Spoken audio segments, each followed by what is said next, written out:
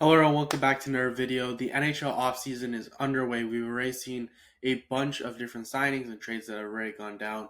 One team of note, Dallas Stars, are already wheeling and dealing, trading Mason Marchment, and then you also have them giving a contract extension to Matt Duchene, Nils Lundqvist, Maverick Borg, etc. So with all this going down, with NHL Free Agency soon approaching, I want to do my annual free agency predictions, give my predictions on some of the top free agents that are going to be available in this upcoming free agency class and all like this. So we'll get into that. But as always, be sure to like this video, subscribe to the channel as well. And before we get into some of the other players that I think might change locations, I'm going to start with two players that I think will primarily stay put. And I don't feel like there's too much elaboration. I feel like most people are going to likely see these two coming. First one, Claude Giroux. I expect him to sign a one-year contract extension with the Ottawa Senators at $3 million. Not much to say here. I thought he's been a great fit for them. He's really been solid, and I expect him to take a discount and start taking one-year deals until he finally hangs it up. Ottawa making the playoffs through this past year, I think, just gives him a better reason to take a little bit of a discount. And then the other player that I want to discuss before we get into some of the more interesting predictions, Patrick Kane. I expect him to be back with Detroit. I expect him to re-sign on a one-year extension worth $4 million, the same contract he had last year. Same as Giroux, really good fit, really solid on for the Detroit Red Wings. He's getting up there in age, which is crazy to say as a Blackhawks fan. And I think he likes it in Detroit. He's close to his home in Buffalo, so his dad can still visit his games. And overall, I think it's a good fit. Why ruin a good thing? And he's still putting up 50, 60 points a year. So I have those two signings, just wanted to knock those out just because I don't have too much to say about them. And I just expect both players to re-sign with their respective teams. But without further ado, then we'll get into the top guy, Mitch Marner. As indicated, and we'll dive right into it, Mitch Marner, one of the top free agents that we've seen in quite some time. I have him leaving the Toronto Maple Leafs and signing a deal for 7 years at $14.5 million AAV with the LA Kings. I expect Marner to leave Toronto and go out west to the Western Conference. As we can see, the LA Kings are as far west as you really can go, honestly. And the LA Kings have been trying to get over the hump of the first round the past couple of years. It's kind of funny to say that, who would be great, a guy who struggles to get out of the first round. And they really do lack a true superstar on their roster. Yes, you have Kopitar, who is such a dynamic and elite two-way player, but Kopitar isn't the type of player at this age and time where he's going to be over a point per game player. Kevin Fiala, Quinton Byfield, I think Quinton Byfield certainly has more potential, but some of the pieces that the Kings have, I think they're really solid complementary pieces, but I don't think any of them scream superstar caliber player.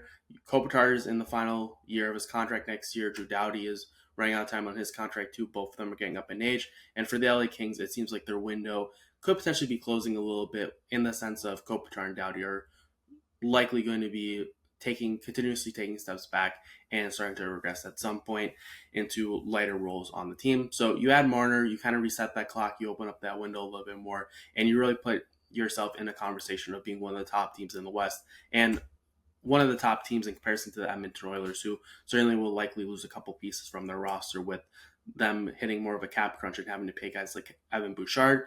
Marner, overall, you're still in a big market in LA, but you don't have all the spotlight and all the crazy media attention. You have the Lakers and Dodgers kind of take some of that heat off of you, and it's still a really good hockey market. They've had a lot of success over the past decade.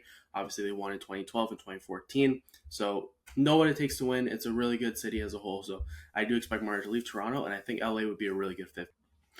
As mentioned already, I do expect Marner to leave, but a player that I do not expect to leave come this offseason is John Tavares. I expect John Tavares to stick around with the Toronto Maple Leafs for the next 6 years at an AAV of $5.5 million, a discount to his $11 million contract that he'll be coming off of. And Tavares was a point per game player this past year, was one of the Toronto's top players.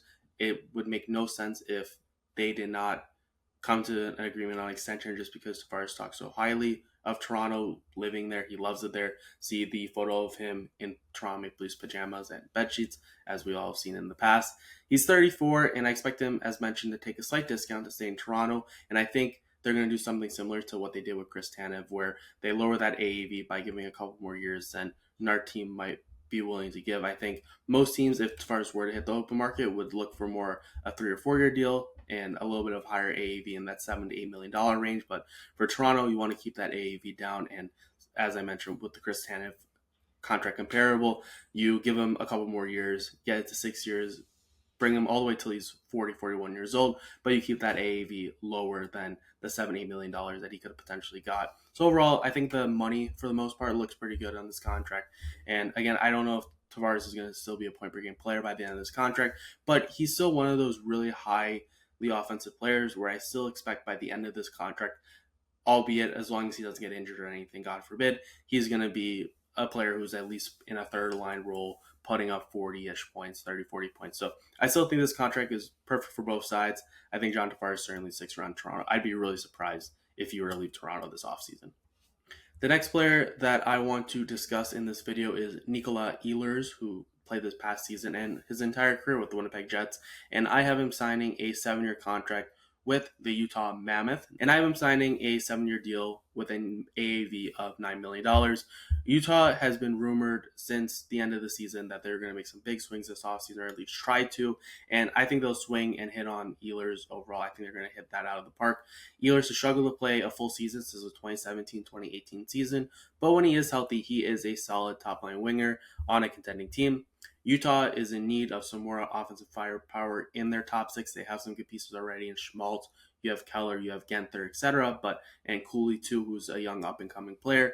But they still really lack another solid top six winger, top six forward in general. And I think Ehlers certainly would be that. Utah, 89 points this past year, was close to the playoffs, just missed out by 7-8 points, and I think an Ehlers certainly would put them in the conversation of being a playoff team. I think they sell Ehlers on that. Utah is a dedicated hockey fan base, but it's nothing too crazy, and I think Ehlers will like that overall.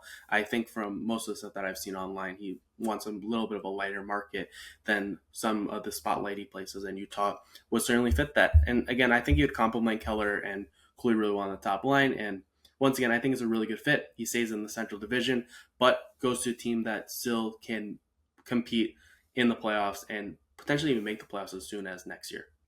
The next player I want to discuss is the Conn Smythe Trophy winner, Sam Bennett. And Sam Bennett could make potentially $10 million if he hit the open market, but I don't expect him to leave the Florida Panthers. I just don't think it makes sense for either the player or the team. I have Sam Bennett agreeing to an 8-year contract extension with the Florida Panthers at $8 million per year. Again, it's such a great fit. Bennett is not Sam Bennett without the Florida Panthers, and the Florida Panthers are not the Florida Panthers without Sam Bennett. Overall, the big reason why they made it all the way to the Stanley Cup final once again and won the Stanley Cup is because of Sam Bennett, which is why he won the Conn Smythe. And although he is a consistent 50-point player and is more of a middle six center during the regular season, he really earns his paycheck during the postseason, which is why the Florida Panthers will reward him with a really nice contract and a really nice AAV. Overall, it's going to be stomachable for the Panthers because when you're consistently making the playoffs, you don't really worry too much about the regular season. It tends to be less and less important, and it's more of what are you doing in the postseason. And Sam Bennett is a guy who, again, 50-point player in the regular season, but this past postseason was essentially a point-per-game player. Past 3 years overall in the postseason, he's pretty much a 60, 70-point player. So I'd rather have a guy who elevates his game in the postseason rather than a player who balls out in the regular season, can get you to the postseason, but tends to disappear in the big moments. So Sam Bennett's not that guy. He's very fearless. He plays a really tough brand of hockey. And although his contract might not age the best when we're getting to year 5, 6, 7, 8 of the deal, right now for the Florida Panthers, you're in win now mode. You're trying to win as many Stanley Cups as possible. Your window's wide open. And I fully expect them to keep Sam Bennett around for the next 8 years. Going from one Florida Panther to another Florida Panther, which still feels really, really weird to say. But anyways, Brad Marchand. Brad Marchand signing a 4-year deal with the Anaheim Ducks at a AAV of $8.5 million. Anaheim was in on Stamkos and Marchand this past season. Brad Marchand, pretty similar situation as both those players. And the Ducks and Pat Verbeek, their general manager, have made it very clear that the Ducks want to be a playoff team this upcoming season. Marchand seems pretty intent on getting the best deal he can. He has taken some more team-friendly contracts. He's just coming off a nice one with the Bruins. Although when he signed that contract, he wasn't the Brad Marchand that he was a couple years into that contract. So you kind of say that the Bruins kind of got lucky signing that contract when they wound up signing it, which was a little less than Brad Marchand taking a discount. But at the end of the day, Marchand seems pretty intent on getting the best possible offer.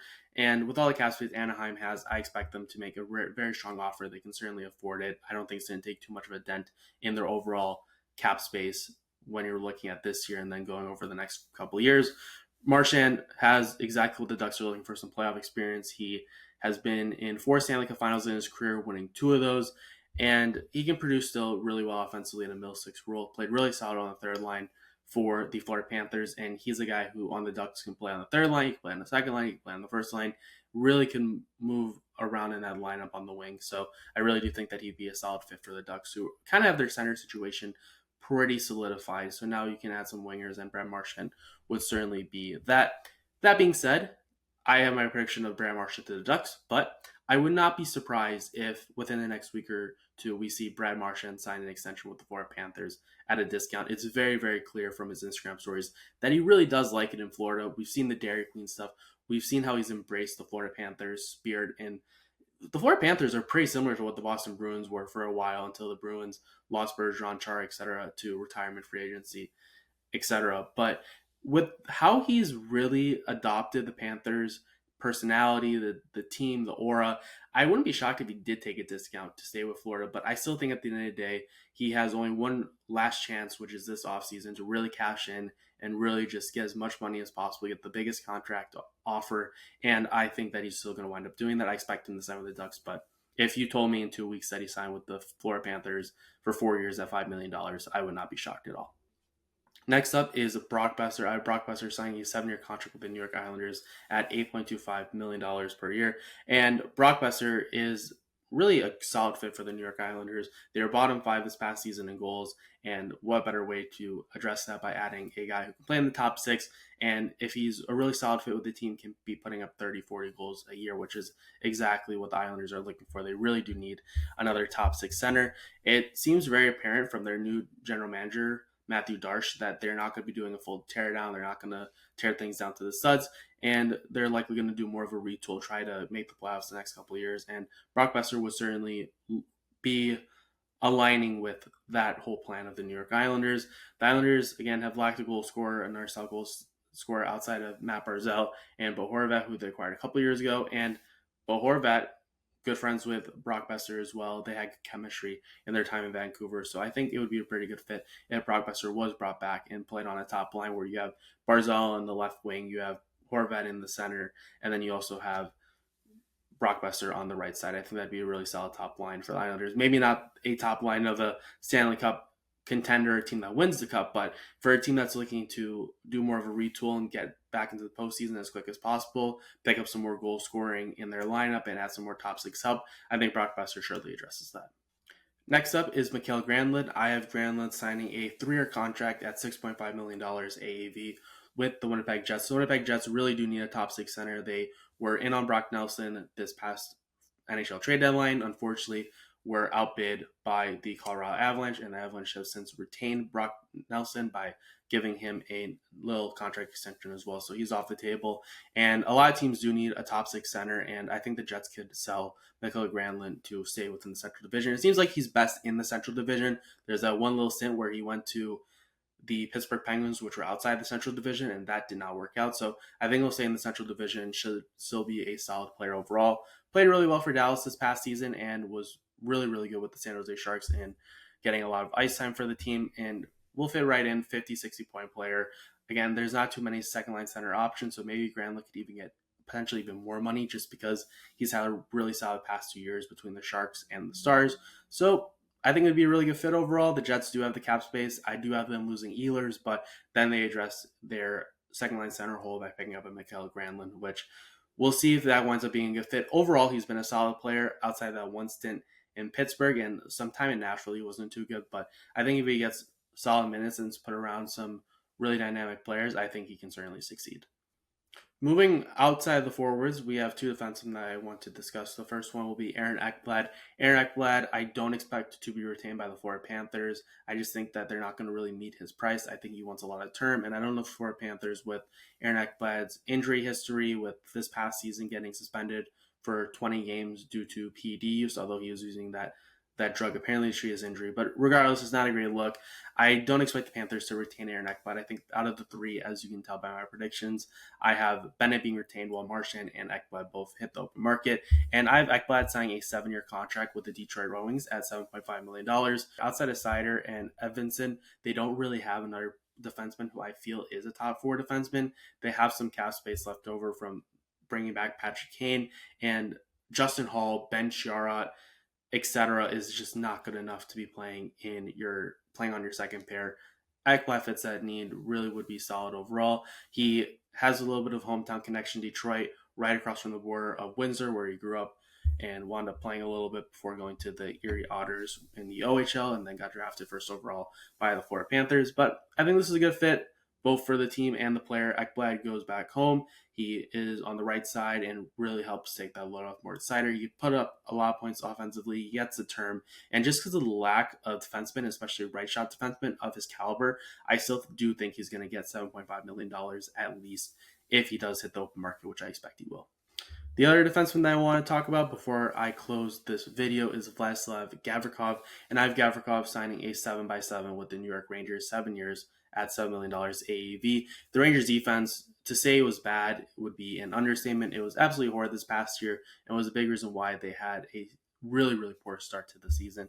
They are also potentially moving on from Keandre Miller, a younger defenseman who had some ups, also had a lot of downs too. So the Rangers looking to shake up that D-court. And Gavrikov, I think, would be your ideal pairing with Adam Fox. Adam Fox, more offensively minded, can play a really solid two-way defenseman role, but runs your first power play, again, really solid offensively. And then you have Vladislav Gavrikov on the left side, who is an excellent shutdown defenseman, can play big minutes, did that for the past couple of years with the LA Kings. Overall, really, really solid defensive shutdown defenseman who, even over the past couple of years, has shown that he can put up a little bit of offense. He's had 25 to 30 points the past couple of years, so certainly can produce a little bit offensively. But for a team that's looking to rebuild their defense in the New York Rangers, freeing up some cap space, especially recently trading Chris Kreider, I expect them to use some of that cap space that now they have opened up to sign a guy like Vladislav Gavrikov to at least set your top pair, and then hopefully you can figure out the rest of your defense over the next couple of weeks in free agency, maybe add some depth players. But